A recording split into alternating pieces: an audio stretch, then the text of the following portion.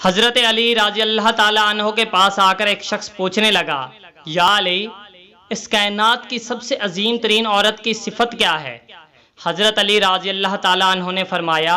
میں نے اللہ کے رسول سے سنا، اس زمین کی افضل ترین عورت وہ ہے جو کم خرچ کرتی ہو، کیفایت سے اپنی زندگی بسر کرتی ہو۔ یاد رکھنا، جو عورت گھر کے اخراجات کو کم رکھتی ہے،